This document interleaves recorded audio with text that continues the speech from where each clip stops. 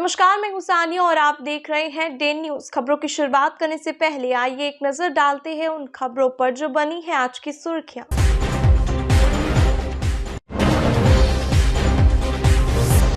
चलती गाड़ी से फायरिंग कर दहशत फैला रहे 3 युवक गिरफ्तार, कई हथियार और कारतूस बरामद।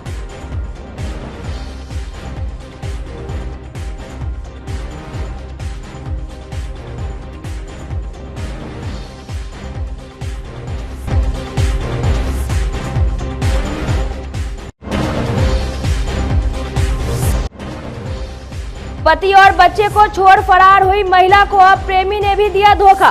खर्चा पानी बंद कर देने पर पहुंच गई प्रेमी के घर। हाई वोल्टेज ड्रामे के बाद पुलिस से लगाई न्याय दिलाने की गुहार।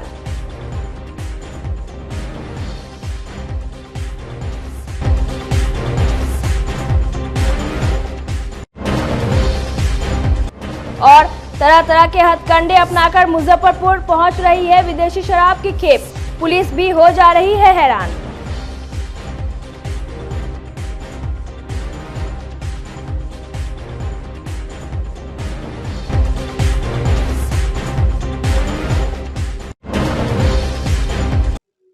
तो ये थी आज की सुर्खियां और अब खबरें विस्तार से। शराब के नशे में 3 युवकों को पकड़ा गया। तीनों सड़क पर हवाई फायरिंग करते हुए लॉन्ग ड्राइव का मजा ले रहे थे। इसी दौरान पुलिस ने तीनों को धर दबोचा। इनके पास से हथियार, गोली और खोखा भी बरामद किया गया है। सभी अहियापुर के मेडिकल ओवर ब्रिज के पास से गुजर रहे थे। इसी बीच बखरी के पास वाहन चेकिंग में तीनों पुलिस के हत्थे चढ़ गए। तीनों की पहचान शिवहर के तरियानी थाना क्षेत्र के नरवारा निवासी मनोज कुमार, आशु कुमार और अहियापुर थाना के कोल्हुआ निवासी अमन सिंह उर्फ रॉकी कुमार के रूप में हुई। इनके पास से एक रिवॉल्वर, 17 राउंड जिंदा गोली, एक खोखा बरामद किया गया। थानेदार रोहन कुमार ने बताया कि रिवॉल्वर के कागजात मांगे गए लेकिन किसी ने कोई दस्तावेज नहीं दिखाया। गोली और खोखा के संबंध में भी कोई संतोषजनक जवाब नहीं दिया गया। सभी का आपराधिक इतिहास खंगाला जा रहा है। सबको जेल भेजा जाएगा। सूचना मिला कि कुछ व्यक्ति बखरी चौक के पास फायरिंग करते हुए गाड़ी से जा रहे हैं। तत्काल हम लोग व्हीकल चेकिंग लगाया गया वहाँ पर बखरी चौक के पास। तो एक गाड़ी में ये 3 व्यक्ति पकड़ा है। इनके पास जांच के दौरान ये शराब पिए हुए थे और इनके पास एक रिवॉल्वर और 18 राउंड जिंदा कारतूस और 2 फायर किया हुआ कारतूस और 3 मोबाइल बरामद हुआ। हथियार के बारे में कोई इन लोगों के कागजात, वैध कागजात उस समय प्रस्तुत नहीं किया और 3 को थाना लाकर इन्हें जांच किया गया, जिसमें शराब की पुष्टि हुई और तीनों लोगों को गिरफ्तार किया गया। तीनों आदमी में 2 आदमी 2 तरियानी के हैं और एक कोल्हुआ पैगंबरपुर के हैं। एक ही हथियार से सर दोनों फायर किया गया था। एक जो फायरिंग जो मिला है खोखा, वो दूसरे हथियार का है और एक इसी हथियार का है। वो हथियार नहीं मिल पाया। वो हथियार नहीं मिल पाया और किस हथियार का है इसके बारे में जांच पड़ताल किया जा रहा है। आपराधिक इतिहास आपराधिक इतिहास भी खंगाला जा रहा है। तरियानी से इनका क्या आपराधिक इतिहास है। हथियार रखने का क्या मोटिव था? अभी इनके पास कोई कागज नहीं, तो कुछ न कुछ इन लोगों का था कि कुछ न कुछ करेंगे या करने वाले थे। इसकी भी जांच पड़ताल की जा रही है और इनका शिवहर तरियानी से भी पता कराया जा रहा है कि उनका आपराधिक इतिहास क्या है और ये हथियार किस लिए रखे हुए हैं, कहाँ से लाए हैं। जेल भेजा? हाँ, ये जेल जा रहे हैं। मुजफ्फरपुर के कुडनी प्रखंड के एक गांव की महिला की 22 साल पहले शादी हुई थी। उसके 3 बच्चे भी हुए। उसने अपने पति और 2 बच्चों को छोड़कर पिछले 10 वर्ष पहले गांव के ही एक युवक के साथ दिल्ली भाग गई। कुछ सालों बाद दोनों मुजफ्फरपुर के गोबरसही इलाके में किराए के मकान में रहने लगे। कुछ दिनों बाद प्रेमी ने खर्चा पानी देना बंद कर दिया, अपने गांव जाकर रहने लगा। इसके बाद महिला उसके घर पहुंच गई। घर में मौजूद प्रेमी के माता पिता और उसकी पत्नी मिलकर उसे घर में घुसने नहीं दिया। घंटों हाई वोल्टेज ड्रामा चला। सफल नहीं होने पर महिला ने मनियारी थाना पर जाकर अपने प्रेमी और उसके माता पिता के खिलाफ लिखित शिकायत दर्ज कराई है। मामला है कि सुतकुल सहनी के बेटा राजेश सहनी हमको 10 साल से जोड़ रहा है। 5 लाख रुपया पूरा गहना वो हमसे उठग लिया।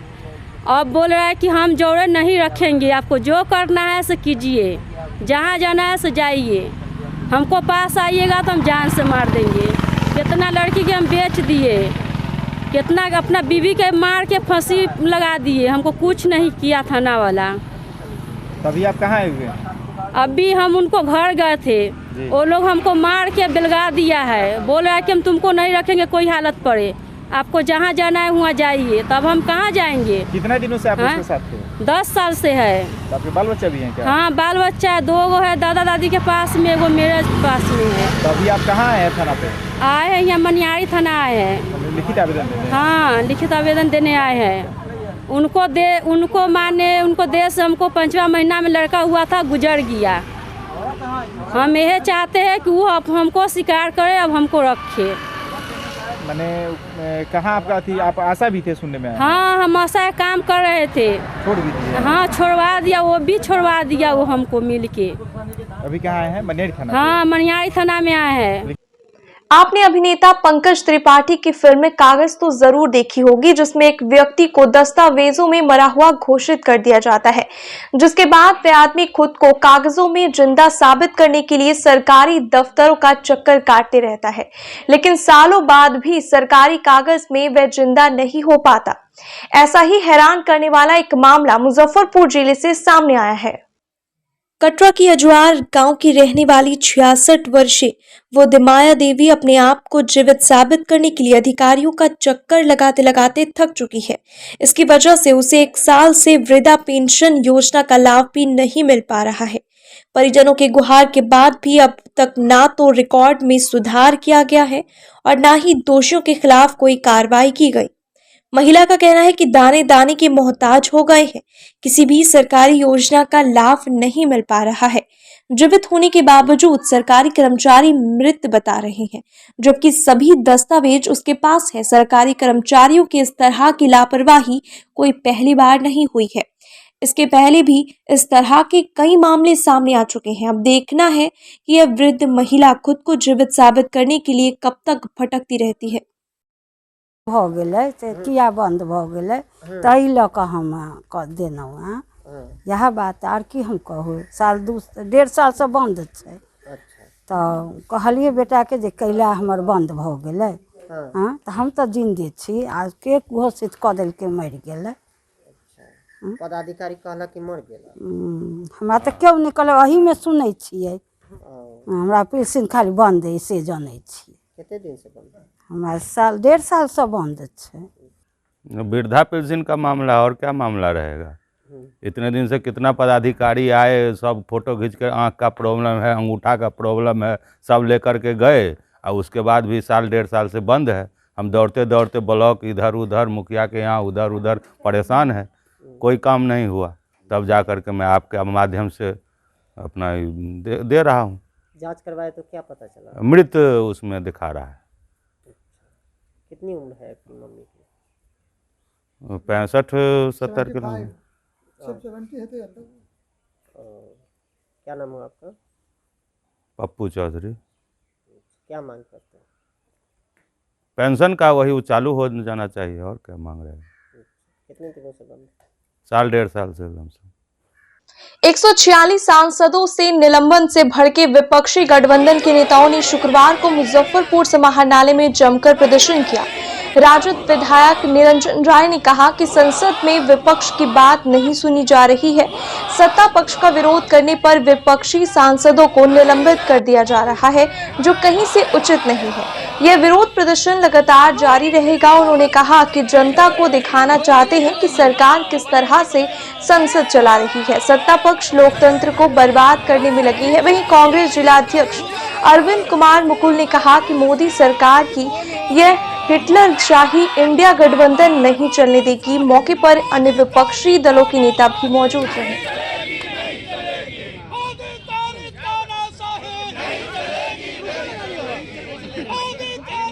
देखिए, ये जो केंद्र की भाजपा सरकार है, नरेंद्र मोदी की जो सरकार है, लोकतंत्र की जो हत्यारी सरकार है, उसके खिलाफ ये जो गरीब किसान नौजवान विरोधी सरकार है, जिस तरह से केंद्र में एक साथ सभी सांसदों का निलंबन करके जो लोकतंत्र की हत्या करने में जो तुले हुए हैं, उसी के विरोध में आज पूरे देश भर में इंडिया गठबंधन के सभी साथी, सभी दल के लोग सभी जिला मुख्यालयों पर धरना और प्रदर्शन कर रहे हैं। उसी क्रम में आज मुजफ्फरपुर जिला में यहाँ इंडिया गठबंधन के सभी दल के साथी धरना और प्रदर्शन पर बैठे हुए हैं। और जब तक केंद्र की जो ये जो भाजपा की सरकार है इसको उखाड़ करके नहीं फेंकेंगे तब तक आम आवाम आगामी 2024 में आम आवाम चैन से नहीं बैठेगी। और हम लोगों के पार्टी का जो हम लोगों का जो इंडिया गठबंधन है, महागठबंधन है, अनवरत उसके खिलाफ आंदोलन करके और आगामी 2024 में गद्दी से उतारने का काम करेंगे। ये सदन का अपमान करने का काम किया गया। 146 सांसद को, राज्यसभा और लोकसभा से निर्वाचित सांसद को जो सदस्यता रद्द करने का काम किया गया, ये मोदी तानाशाही है, वो नहीं चलेगी। वो हिचका हिटलरशाही नहीं चलेगी। मोदी सरकार हाय हाय, यहाँ इंडिया गठबंधन हम लोग एकजुट हैं और उसका खुला प्रदर्शन कर रहे हैं। हम लोग यहाँ सड़क से लेकर सदन तक आंदोलन करेंगे, उसकी हिटलरशाही नहीं चलने देंगे। इंडिया गठबंधन एकजुट होकर उसका विरोध करने का काम कर रहा है और ये हम लोग इसका प्रदर्शन दिल्ली तक ले जाने का काम करें कि वो सिर्फ मोदी का यहाँ पर मोनोपोली, पूरे देश में मोदी कोकस अपना मोनोपोली, ये मोदी सरकार अपना भाजपा सरकार ये करनी चाह रही है, जिसको हम लोग इंडिया गठबंधन एकजुट होकर उसको निरस्त करने का काम करेंगे। 146 सांसदों को निलंबित देश में पहली बार है कि यह लोकतंत्र, देश में लोकतंत्र की हत्या हो रही है। 146 सांसद अपनी बात को रख रहे हैं, आवाज़ उठा रहे हैं, जनता उनको जिता के भेजती है कि पार्लियामेंट में आवाज़ उठाने के लिए, और यह हिटलर शाही की तरह मोदी सरकार जो है 146 सांसदों को निलंबित कर दी। उसी के विरोध में इंडिया गठबंधन पूरे भारत में धरना प्रदर्शन कर रही है। मुजफ्फरपुर जिला इकाई इंडिया गठबंधन, जिसमें कांग्रेस, जदयू, राष्ट्रीय जनता दल, CPI, CPM, माले, तमाम जो भी गठबंधन के लोग हैं, हम लोग प्रदर्शन धरना कर रहे हैं और यह हिटलर शाही सरकार का पतन की ओर जो है उनका जो हाल है वो पतन की ओर है। वो कहते हैं कि उपराष्ट्रपति के मजाक उड़ाया, जो मैजिक कर रहे हैं, जो वीडियो वायरल हुआ है प्रधानमंत्री का, क्या यह शोभनीय है कि प्रधानमंत्री इस तरह से मैजिक करेंगे? मुजफ्फरपुर के कमरा मोहल्ला स्थित सिया जामा मस्जिद में नमाज पढ़ने और पढ़ाने का मामला सुलझने का नाम नहीं ले रहा है। एक बार फिर शुक्रवार को जुम्मे की नमाज को लेकर दोनों पक्ष आमने सामने हो गए। किसी प्रकार की टकराव की आशंका को देखते हुए भारी पुलिस बल तैनाती कर दी गई है। एक पक्ष जहां सिया धर्मगुरु मौलाना शबीब काजिम के द्वारा नमाज पढ़ाए जाने की मांग कर रहे हैं, वहीं दूसरे पक्ष के मुतवल्ली आबिद असगर का कहना है कि सिया वक्फ बोर्ड के द्वारा जिन्हें इमामे जुमा नियुक्ति किया गया है, उन्हीं के द्वारा नमाज पढ़ाई जाएगी। हंगामे की आशंका को लेकर नमाज के दौरान भारी पुलिस बल की मौजूदगी में नमाज पढ़ी गई।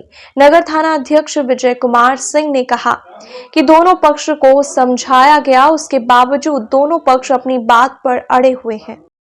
ये जो करीब 2-2.5 महीना 22 जनवरी 2023 से हम लोग नमाज नहीं पढ़ रहे हैं। यहाँ मौलाना शबीब काजिम नमाज पढ़ाते थे, उनको यहाँ से जो है हटा दिया गया है।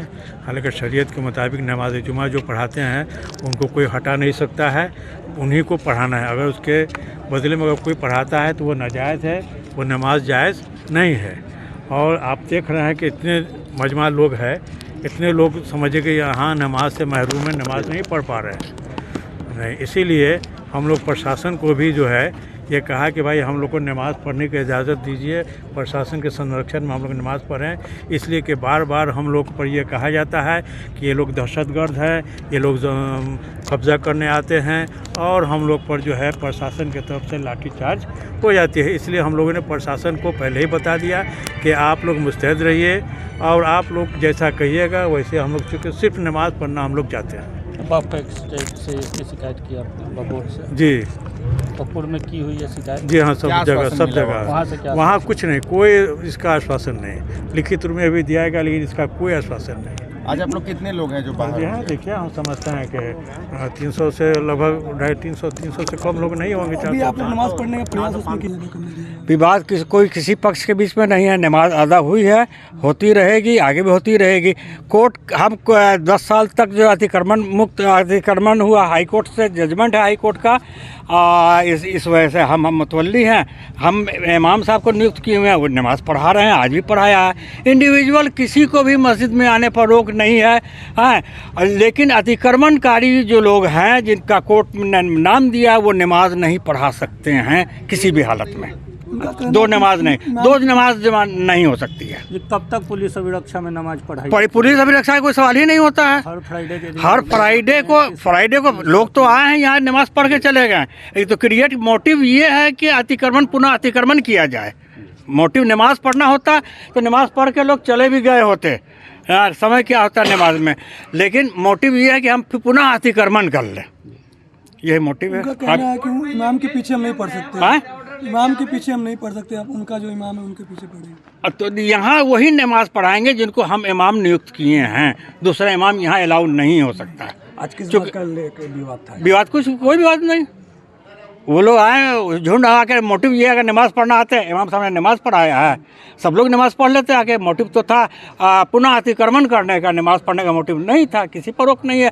सुबह 9 बजे से लेकर 9 बजे रात तक मस्जिद खुला रहता है, लोग आते हैं आके नमाज पढ़ते हैं। इंडिविजुअल भी आके लोग पढ़ते हैं, जो जमात में शरीक नहीं हो पाते इंडिविजुअल आके पढ़ते हैं। दो नमाज नहीं हो सकती, दो नमाज नहीं होगी। यहाँ तो सबसे पहले ये दो पक्षों में नमाज अदा करने को लेकर प्रॉब्लम है। एक वर्तमान मुतवल्ली हैं वो हैं, और एक पूर्व में मौलाना हैं। तो फिलहाल अभी दोनों को समझाया गया है। आज दोनों पक्ष जुटा हुआ था। एक मस्जिद को में नमाज़ पढ़ रहा था, वो छोड़ने के लिए तैयार नहीं था। दूसरा मस्जिद में जाने के लिए तैयार थे नमाज़ पढ़ने के लिए। तो ये संघर्ष की स्थिति थी, जिसको समझा बुझा के दोनों को अलग अलग रास्ता से घर जाने के लिए कह दिया गया है। अब कल हम लोग दोनों तरफ से 5-5 आदमी को लेके बैठाएंगे और वरीय अधिकारी के निर्देशन में एक हल निकालेंगे, जिसमें शुक्रवार को कैसे नमाज अदा किया जाए, और दोनों पक्षों में सामंजस्य बनाने की कोशिश करेंगे ताकि किसी तरह की भविष्य में विवाद ना हो। बहुत दिनों से ये विवाद चल रहा है। विवाद काफ़ी दिनों से ये विवाद चल रहा है, और इसमें कई केस हुआ है। मौलाना साहब पे इसमें बहुत सारे केस दर्ज किया गया है, और 2 गुट बन गया है, और 2 गुट में अपना वर्चस्व को लेके चलते रहता है मामला, जिसको हम लोग शांति स्थापित करने का प्रयास कर रहे हैं और सफलता मिलेगी। भगवान श्री राम के जन्मभूमि अयोध्या में भव्य मंदिर के निर्माण के बाद मंदिर के उद्घाटन की चर्चा देश विदेश तक फैली है। श्री राम मंदिर के शिलान्यास में पहली ईंट रखने वाले श्री राम जन्मभूमि न्यास बोर्ड से जुड़े कामेश्वर चौपाल का शुक्रवार को मुजफ्फरपुर में आगमन हुआ। शहर के वृद्धिजीवी एवं सनातनियों के साथ बैठकर माता जानकी जन्मभूमि पुनौरा धाम सीतामढ़ी में मां जानकी के भव्य मंदिर निर्माण कराने पर बातचीत की गई। उन्होंने कहा कि सामूहिक प्रयास से जिस प्रकार श्री राम के भव्य मंदिर का निर्माण हुआ है, उसी प्रकार माता जानकी का भी भव्य मंदिर निर्माण कराना है, जिसके लिए पुनौरा धाम के पास ही लगभग 50 एकड़ का जमीन चिन्हित किया गया है। बैठक में कामेश्वर चौपाल के साथ साथ परिषद अध्यक्ष श्याम सुंदर भीमसेरिया, परिषद महामंत्री सज्जन शर्मा, शिव शंकर साहू, कृष्ण मुरारी भरतिया, गरीबनाथ बंकार, राजीव लोचन गुप्ता, प्रमोद जाजोदिया, अरुण कुमार सहित कई अन्य सदस्य मौजूद रहे। देखिए, एक उद्देश्य तो आज बड़ा ही पावन दिन है। आज के ही दिन 22 दिसंबर को 1949 को प्रभु राम प्रकट हुए थे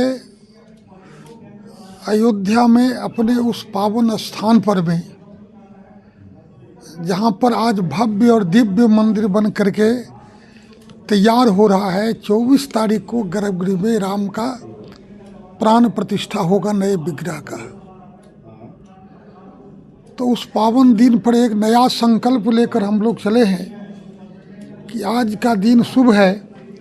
आज का दिन जो काम प्रारंभ होता है वो सिद्धि को प्राप्त करता है। अब प्रभु राम के मंदिर का लक्ष्य भी आज हम लोगों को प्राप्त हो रहा है, तो आज ही के दिन के संकल्प के कारण से। तो आज ये विदेह नगरी है और जानकी वैदेही इसी भूमि से जन्म ली थी। आज वो भले ही सीतामढ़ी हो गया, कभी मुजफ्फरपुर ही था होगा। तो उस विदेह नगरी में हम लोग ये संकल्प ले रहे हैं कि सीता के प्रागट्य क्षेत्र में राम मंदिर के सदृश ही भव्य और दिव्य मंदिर बनेगा, जहाँ महालक्ष्मी के रूप में माँ सीता विराजमान होगी। और उसके लिए जितने प्रयत्न राम जन्मभूमि के लिए भी किया गया था, उसी प्रकार का प्रयत्न हम लोग प्रारंभ करेंगे। इसी संकल्प को और सिद्धि के लिए आज चर्चा थी, बैठक हुई है। एक कमेटी की भी घोषणा भी होगी, जिसका प्रेस रिलीज आपको चला जाएगा। पुनौड़ा धाम का पुनर्विकास किया जाएगा। पुनौड़ा धाम पूरा तीर्थ क्षेत्र है, सीता पीठ तीर्थ क्षेत्र है। वो वहाँ से प्रकट हुई थी। वो पुनौड़ा तो हाल के दिनों में सरकार ने सर्वे करके रिक्वायर करके कहा कि यहाँ पर भगवान का सीता जी का मंदिर बनाएंगे। आज वो इंतज़ार में है, कुछ हुआ नहीं है। अभी सरकार घोषणा की है। लेकिन बिहार में इस प्रकार के स्थान जो राम से जुड़े हुए हैं, जहाँ जहाँ राम के चरण पड़े थे, जहाँ राम को दीक्षा हुआ था, शिक्षा हुआ था, जहाँ राम ने संकल्प लिया था, वो बक्सर से लेकर के जनकपुर के बीच में कई राम से जुड़े हुए स्थान आज भी उपेक्षित है। और इस इंतज़ार में है, राम सर्किट तो बना, लेकिन आज तक उसमें कोई परिवर्तन नहीं दिखा। बक्सर भी उपेक्षित है और इस रास्ते में पड़ने वाले अहिल्या स्थान भी उपेक्षित है, फुलहर भी उपेक्षित है। हाजीपुर में रुके थे रामचौड़ा, वो भी आज उपेक्षित है। तो मोटा मोटी वो सर्किट केवल बच्चों को पढ़ने के लिए बन गया, लेकिन दृश्य दर्शन कुछ हो सके इस प्रकार का कोई निर्माण नहीं हुआ है। लेकिन हम लोग जो संकल्प ले रहे हैं, वो राम जी के कारण जो संपूर्ण देश में एक आह्लाद का, उत्साह का माहौल बना है, उसमें आज बिहार के लोगों को भी लगता है कि यदि हमारे दुल्हा जी के घर बन गए तो बेटी का भी घर बनना चाहिए। इसलिए सीता के भव्य मंदिर का संकल्प हम लोग ले रहे हैं। शुक्रवार को हिंदू जन जागृति समिति के सदस्यों ने डीएम के माध्यम से प्रधानमंत्री और उत्तर प्रदेश के मुख्यमंत्री के नाम एक ज्ञापन सौंपा। समिति के अध्यक्ष सुशील चचान ने बताया कि जैसे ऋषिकेश और हरिद्वार को मांस मंदिरा मुक्त क्षेत्र घोषित किया गया है, वैसे ही श्री राम जन्मभूमि अयोध्या में शराब और मांस की बिक्री और सेवन पर प्रतिबंध लगाई जाए। उन्होंने कहा कि बड़े संघर्ष के बाद राम मंदिर का पुनर्निर्माण हुआ है, तो संपूर्ण अयोध्या क्षेत्र को मांस मंदिरा मुक्त क्षेत्र घोषित किया जाए। शुक्रवार को हिंदू जन जागृति समिति के सदस्यों ने डीएम के माध्यम से प्रधानमंत्री और उत्तर प्रदेश के मुख्यमंत्री के नाम एक ज्ञापन सौंपा। समिति के अध्यक्ष सुशील चचान ने बताया कि जैसे ऋषिकेश और हरिद्वार को मांस मदिरा मुक्त क्षेत्र घोषित किया गया है, वैसे ही श्री राम जन्मभूमि अयोध्या में शराब और मांस की बिक्री और सेवन पर प्रतिबंध लगाई जाए। उन्होंने कहा कि बड़े संघर्ष के बाद राम मंदिर का पुनर्निर्माण हुआ है, तो संपूर्ण अयोध्या क्षेत्र को मांस मदिरा मुक्त क्षेत्र घोषित किया जाए।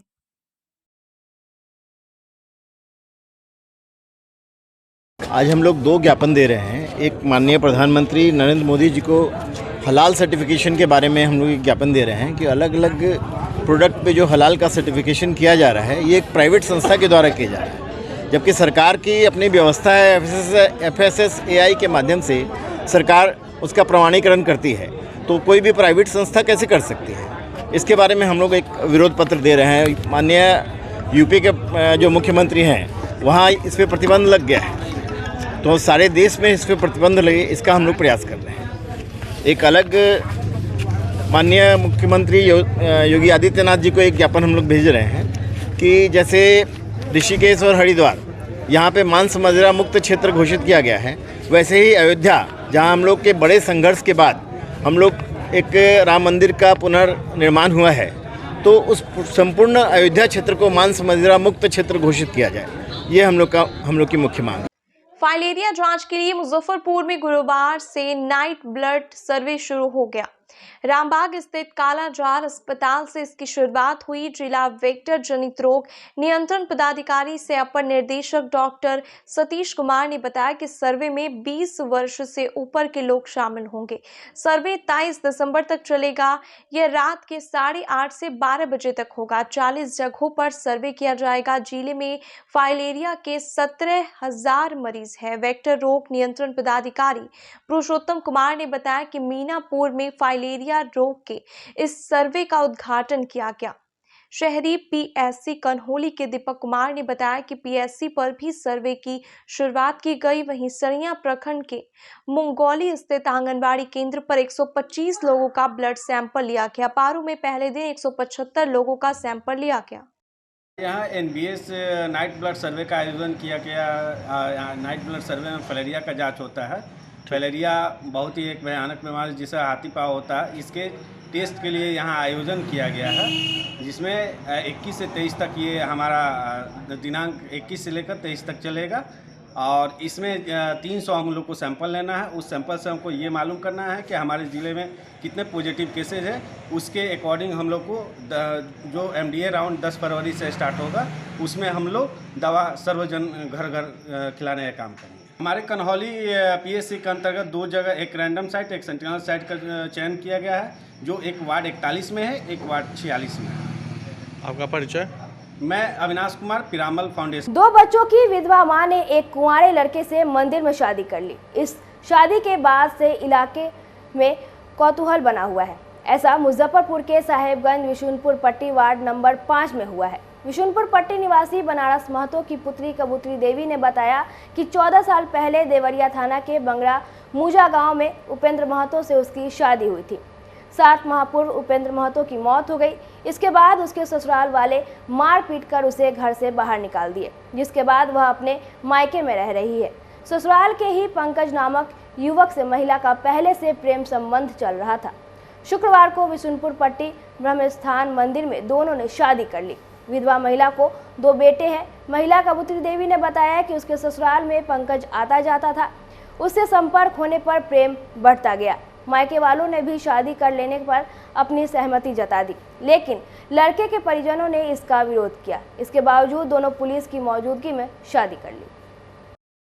जी हमरा घर के लोग कहे लागल कि ऐसे करैता वैसे करैता, घर से में मार के निकाल देलक ससुराल वाला। कितना बच्चा था? 2। क्या लड़का या लड़का? दोनों लड़का।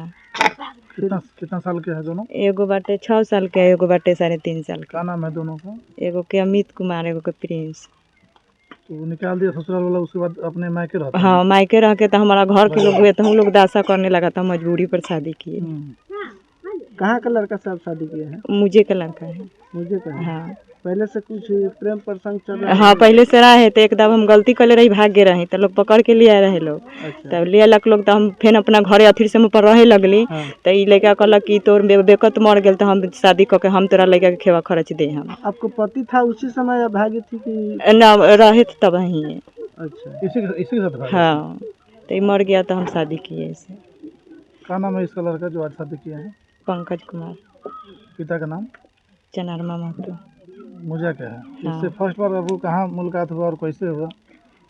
वो मैंने ऐसा ही घरे आने जाने से हो गया। मैंने परिवार में कहीं है? ससुराल में आता जाता था? हाँ, गाँव। क्या करता है लड़का? मालूम नहीं का कुछ है। कितना दिन से आप लोग का प्रेम चल रहा है दोनों? 4 साल से। 4 साल से? हाँ। आज शादी कर लिया है? हाँ। लड़का वाला घर का मालूम है कि शादी? सब कोई के उनका घर के आमदी सब कोई आए रहा, छोड़ के लोग घर के लोग आए थे लड़का? हाँ, सब कोई आए रहा, कहलक कि हम राजी है तो कर दो सर। लड़का भी राजी है? हाँ। उस लड़का वाला के घर पे रखेगा आपको साथ में वहाँ पे?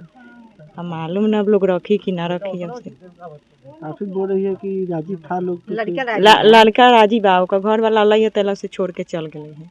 अच्छा, लड़का लड़की राजी बता अपन? आपके घर के लोग भी सब राजी हैं? हाँ, हमारे यहाँ के सब। लड़का आज कैसे कब पहुँचा यहाँ आपके यहाँ? आया 11 बजे रह रात। कल रात्रि में 11 बजे? हाँ। कब बुलाया था? हम बुलाए थे ना, वो घर पर अपना घर पर झगड़ा उगड़ा करके। अच्छा। और वहाँ से वो आया है यहाँ, तो हम लोग बोला कि अब रात को कहाँ जाएगा। तब ये तही रात भर रहा तो लोग सवेरे ही लोग धर पकड़ के लोग शादी करा दिए। कौन लोग धर पकड़ के शादी करा दिया? माने गांव के लोग ले जाके भगावे रहलक ह। अच्छा लड़का के भगावे जाइत रहलक भगा दे हम तो हमनी के आप लोग कहलक कि ना जब गांव से इज्जत लेके जाइता तो धप पकड़ के शादी करा दिया। अच्छा तो वो शादी इनका माँ हो गया। हाँ हमारी बात। क्या नाम हो गया आपका? मालती देवी। पति का नाम? बनारस में। तो पहले रिलेशन में भी थे आप लोग? लड़का जो शादी हुआ पहले रिलेशन में थे? नहीं पहले गलत नहीं हुआ था? ना नहीं अपना स्वेच्छा से हम अपना हाँ हम अपना सहमति शादी। हाँ हम अपना मने घरे अथीर से रहली है चाहे से जब हमारे बेकत मर गेलक तो सब कोई घर से हमरा दासा करे लगलक कि ओकरे उहे लइका हेंगा कहलक हुआ कहलक त हेंगा तो वही से लोग कहलक कि घर से निकल जो ओकरे से शादी कर ली। क्या लगता है लड़का आगे भी रखेगा साथ आपको? हाँ रखेगा। पंकज कुमार। पिताजी का नाम? वीरेंद्र महतो। घर कहाँ है? मुंजा बांगड़ा। तो आज शादी जो किए हैं अपना सुरक्षा से किया है? सुरक्षा से किया मर्जी से। परिजन आपके घर के लोग सहमत है? सहमत है। वो लोग को जानकारी दी है कि शादी कर लिए हैं? नहीं घर पर नहीं दिया। जानकारी नहीं दी है? नहीं। वो लोग को जानकारी नहीं है? नहीं आए थे और चले गए। घर के लोग आज आए थे? आए थे सुबह। सहमत है ना? विरोध नहीं ना किए हैं? नहीं विरोध किए हैं। मैंने घर के लोग सहमत नहीं है? वो लोग को राजी नहीं। तो आप अपना सुरक्षा से किया है? ऐसा नहीं ना किसी के दबाव में आप किए? नहीं। आगे भी आप रखेंगे सही से? तो कोई है तो रखबे करेंगे। मैंने उनका 2 बच्चा है और उनका 3 आदमी का खर्चा आप उठाइएगा ना? मैं उठाऊंगा ना। क्या काम करते हैं आप? मैं अभी तो टेकर से काम कर रहा था वहाँ रामाकुंडम में प्लांट में। आप रखेंगे? नहीं रखेंगे। फिर इनको लेकर कहाँ रखिएगा? जहाँ जाएंगे वहाँ लेकर जाएंगे। कहाँ शादी किए हैं? राजवाड़ा में। पुलिस भी आई थी? आए थे। मंदिर में हुआ शादी? हाँ। कौन मंदिर? ये पास में एक मंदिर है। पास में गाँव के पास मंदिर है। आगे आप लोग साथ आगे भी साथ रहेंगे? आगे भी साथ रहेंगे। नए साल के जश्न की तैयारी में शराब तस्कर तरह तरह के नायाब तरीके अपनाकर शराब के भंडारण में जुटे हैं, लेकिन पुलिस भी कारोबारियों के मंसूबे पर पानी फेर दे रही है। इसी क्रम में मुजफ्फरपुर के गायघाट थाना क्षेत्र के NH57 स्थित निर्माणाधीन पेट्रोल पंप के पास वाहन जांच के दौरान एक ट्रक को पकड़ा गया। उसमें सूखी लकड़ी लोड थी। काफी खोजबीन करने पर भी शराब नहीं मिला, जबकि सूचना पक्की थी कि इसी गाड़ी में विदेशी शराब लोड है। जब ड्राइवर और खलासी से सख्ती से पूछताछ की गई तो पता चला कि गाड़ी के बीच में तहखाना बनाकर शराब रखी गई है। लकड़ी हटाकर गाड़ी की तलाशी ली गई तो तहखाना देख पुलिस वाले भी हैरान रह गए। लगभग 185 कार्टन विदेशी शराब के साथ ट्रक के चालक और उपचालक को गिरफ्तार कर पुलिस आगे की कार्रवाई में जुट गई है। हाँ, रात बिल्कुल शराब हम लोग को सूचना मिला था, गुप्त सूचना था कि एक दिल्ली नंबर गाड़ी है और शराब जो है वो समस्तीपुर जा रहा है। तो हम लोग वाहन जांच करना शुरू कर दिए थे। उसी क्रम में वो तेज़ी से गाड़ी को जो है भगाना शुरू कर दिया था। तो हम लोग ट्रक को पकड़े और उस पर लकड़ी लोड था। जब पूछताछ किए उससे तो नहीं बता पा रहा था, फिर थोड़ा कड़ाई से पूछताछ किए तो एक्सेप्ट किया कि इसमें शराब है। फिर जो है विधिवत उसको तलाशी लिया गया और तलाशी के क्रम में उस ट्रक से जो है लगभग 185 पेटी शराब विभिन्न ब्रांड का पकड़ा गया है। कहाँ से बरामद हुआ है? ये आपका ये निर्माणाधीन पंप जो ये है भारत पंप गायघाट। किसी की गिरफ्तारी भी है क्या? हाँ, चालक और खलासी की गिरफ्तारी भी हुई है। शुक्रवार को मुजफ्फरपुर के मोतीपुर मोहम्मदपुर मोहम्मदा पंचायत के श्रीवास्तव चौक पर विकसित भारत अभियान के तहत मोदी की गारंटी रथ पहुंची। आयोजित सभा में केंद्रीय सामाजिक न्याय एवं अधिकारिता मंत्री वीरेंद्र खट्टिक भी शामिल हुए। लोगों ने फूल माला पहनाकर उनका भव्य स्वागत किया। केंद्रीय मंत्री ने अपने सरकार की विभिन्न योजनाओं की उपलब्धियों को बताया। सभा स्थल पर काफी भीड़ रही। उज्ज्वला योजना, स्वास्थ्य विभाग, कृषि विभाग सहित अन्य कई विभागों के काउंटर लगाए गए।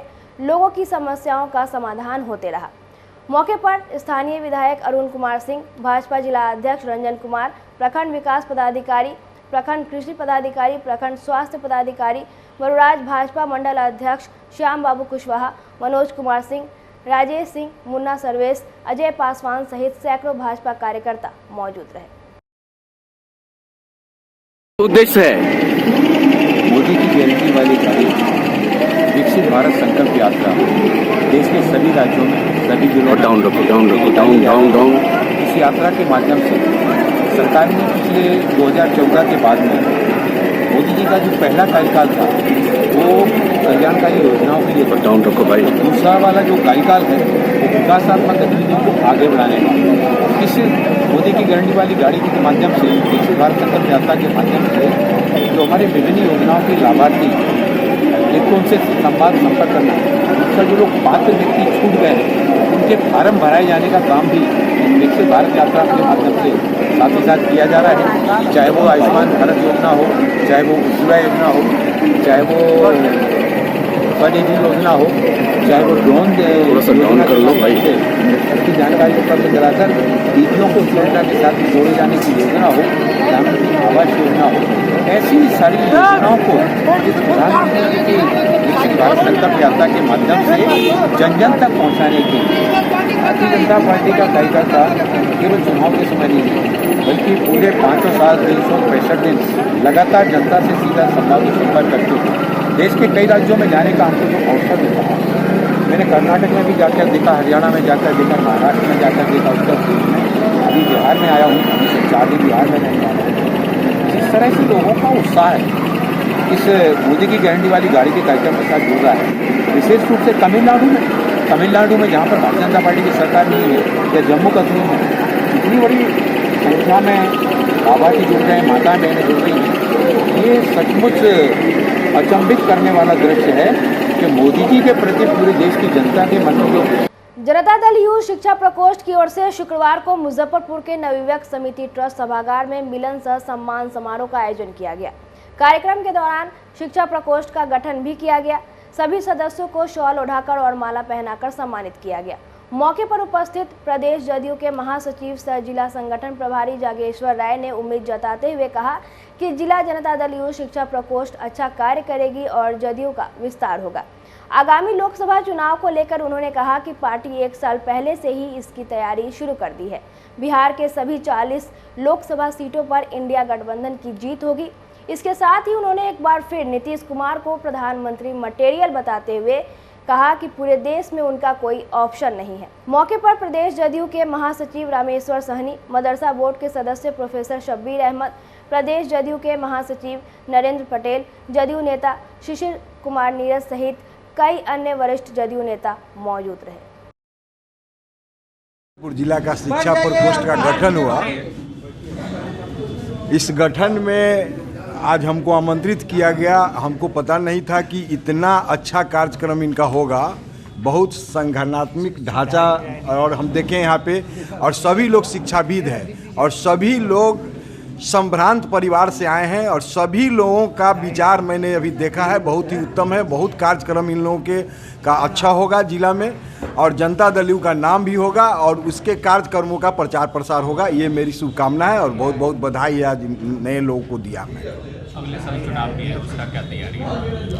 लोकसभा चुनाव उसका तक काफ़ी तैयारी हम लोग 1 साल पहले से ही चल रहे हैं और पूरा आश्वस्त है कि सारे जगहों पर बिहार में जितना भी 40 सीट है हम लोग का गठबंधन लेगा 40 के 40। बीजेपी तो दावा कर रही है कि बिहार में 40 पे वो जीतेगी। तो 2 स्टेट में और भी दावा किए थे कि पूरे होगा। कुछ में तो हो गए, कुछ में फेल कर गए और अभी कई जगह पर वो फेल किए हैं। और हम लोग पूरा आपको आशान्वित करते हैं कि हम लोगों का पूरा 40 के 40 सीट लेंगे और उसी तरह से तैयारी भी कर रहे हैं। तैयारी भी पूरी है। इंडिया में गठबंधन में सब सही चल रहा है? हाँ, कोई नाराज लग रहे हैं नीतीश कुमार जी, लालू जी? नहीं, नाराज़गी कुछ नहीं है। बहुत रात में भी बात हुई है, आए हैं वो दिल्ली से। बहुत अच्छा वहाँ पर कार्यक्रम हुआ और सभी लोगों को मान सम्मान को रखते हुए, सभी स्टेट के जो बड़े नेता हैं, जो लीडरान हैं, उन लोग के मान सम्मान को रखते हुए कांग्रेस ने भी और अपना परिचय दिया और ममता बनर्जी ने भी परिचय दिया है कि भाई सब सही चलेगा और सही अंदर में सब सही चल रहा है, कोई प्रॉब्लम। क्या लग रहा है नीतीश कुमार प्रधानमंत्री मटेरियल है? हाँ, बिल्कुल। लेकिन कांग्रेस राष्ट्रीय अध्यक्ष का नाम आ रहा है, खड़गे जी का। इनसे अच्छा मटेरियल तो है ही नहीं भारत में। लेकिन खड़गे जी का नाम आ रहा है। खड़गे जी का नाम कुछ लोग ले रहे हैं जो कंफ्यूज कर रहे हैं भारत को। ऐसा कुछ नहीं है। नहीं हुआ तो फिर आप लोग? नहीं होगा, हम लोग विश्वास करके चलते हैं, नहीं होने का सवाल नहीं है।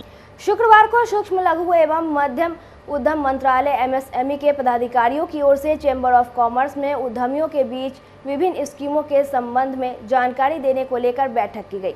मुख्य रूप से उद्यमिता संस्कृति को बढ़ावा देने और मंत्रालय की NSSH योजना समेत अन्य योजनाओं के बारे में जागरूकता फैलाने के लिए सूक्ष्म, लघु और मध्यम उद्यम मंत्रालय की स्कीम की जानकारी उद्यमियों को दी गई।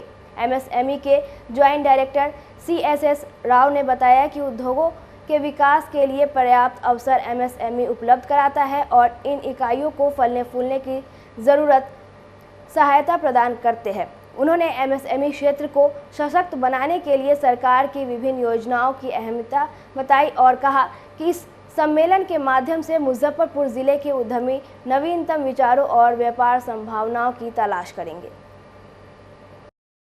एक अवेयरनेस प्रोग्राम है लीन एमएसएमई लीन का, ये एक कॉम्पिटिटिवनेस बढ़ाने के लिए ये किया जा रहा है। इससे उद्यमियों का कॉम्पिटिटिवनेस बढ़ेगा, प्रोडक्शन बढ़ेगा, एफिशिएंसी बढ़ेगा और उनका एक्सपोर्ट्स भी बढ़ेगा। इसमें कुछ टेक्निक्स है, हम एनपीसी से नेशनल प्रोडक्टिविटी काउंसिल से एक्सपर्ट को बुलाया है, वो ये अवगत करा रहा है कैसा किया जाएगा। इसका तरीका ये है, जो वेस्टेज है उसको रिड्यूस करना, मतलब निकालना, जो रिसोर्सेस है इसको ऑप्टिमम तरीके से यूज़ करना। जैसा पानी है वो जितना यूज़ करना है उतना यूज़ करना है, वेस्ट नहीं करना है। जैसा एनर्जी होता है, जैसा पावर होता है, उसको ऑप्टिमम में यूज़ करना है। कुछ कुछ चीज़ों को एलिमिनेट करना, जैसा रिजेक्शंस है, जो कंपोनेंट रिजेक्शंस होता है उसको दूर करना। और कुछ कुछ चीज़ों को बढ़ावा देने के लिए, जैसा उनका एम्प्लॉइज़ को शिक्षण देना, उनका नॉलेज बढ़ाना, सेफ्टी इम्प्रूव करना, अच्छा टेक्निक्स यूज़ करके प्रोडक्शन बढ़ाना, ये जैसा टेक्निक्स यूज़ करके इसको कॉम्पिटिटिव करा सकते हैं उद्यमियों को। शुक्रवार को मुजफ्फरपुर के केदारनाथ रोड में आयोजित साहू पोखर विकास समिति की बैठक में आगामी कार्यक्रमों की रूपरेखा तैयार की गई। समिति के मुख्य संरक्षक प्रभात कुमार ने बताया कि साहू पोखर सेवा दल की ओर से हर महीने 2 कार्यक्रम का आयोजन किया जाता है, जिसमें अमावस्या पर भोलेनाथ का महाश्रृंगार और पूर्णिमा पर मां गंगा की आरती की जाती है। इसके साथ ही कई अन्य तरह के कार्यक्रम का आयोजन भी किया जाता है। उन्होंने कहा कि 25 दिसंबर को तुलसी जयंती और 26 दिसंबर को पूर्णिमा के अवसर पर होने वाले कार्यक्रम पर भी चर्चा की गई। इसके साथ ही 22 जनवरी को अयोध्या में रामलला के प्राण प्रतिष्ठा के दिन भी सेवा दल की ओर से एक कार्यक्रम आयोजित होगी। उसकी रणनीति पर भी आज की बैठक में चर्चा की गई। देखिए, आज साहू पोखर पूजा समिति की मासिक बैठक हुई। हर महीने हम लोग 2 कार्यक्रम करते आ रहे हैं। हर अमावस्या को भोलेनाथ साहू पोखर महादेव का महाश्रृंगार रुद्राभिषेक और साथ ही हर पूर्णिमा को गंगा आरती बनारस के तर्ज पर यहाँ की जाती है। साथ ही साथ यह 25 दिसंबर जो 2 दिन बाद आने वाला है, उस दिन बड़ा दिन के रूप में हम लोग मनाते हैं। उस दिन हम लोग तुलसी जयंती अपने संस्था की ओर से भी करेंगे, मोहल्ला और जिलावासी से भी अनुरोध करेंगे कि उस दिन आप मोमबत्ती ना जलाकर, हमारे सभ्यता संस्कृति परंपरा में कहीं मोमबत्ती का कहीं कोई विधान नहीं, आप हमारे जो देवता हैं उनका पूजन पाठ करें और तुलसी जयंती एक तुलसी का पौधा अपने घर पे अवश्य लगाएं। अगर किसी को कोई उपहार ही देना है तो केक और बिस्कुट और टॉफ़ी ना देकर एक तुलसी का पौधा दे। इसके लेकर हम लोग आज सब यहाँ बैठे हैं। साथ ही साथ 26 तारीख को यह जो मार्गशीर्ष माह का जो पूर्णिमा है उसे भी बड़ा उत्साहपूर्वक हम लोग मनाएंगे। साथ ही साथ 22 जनवरी को रामलला हमारे अयोध्या आ रहे हैं, उसके लेकर भी साहू पोखर पूजा समिति की ओर से 22 जनवरी को भी साहू पोखर पर विशेष आयोजन, भव्य आयोजन होगा। उसी के लेकर आज की यह बैठक आयोजित की गई। आज की खबरों में बस इतना ही। कल फिर मिलेंगे कुछ नई खबरों के साथ। तब तक के लिए हमें दीजिए इजाजत। नमस्कार।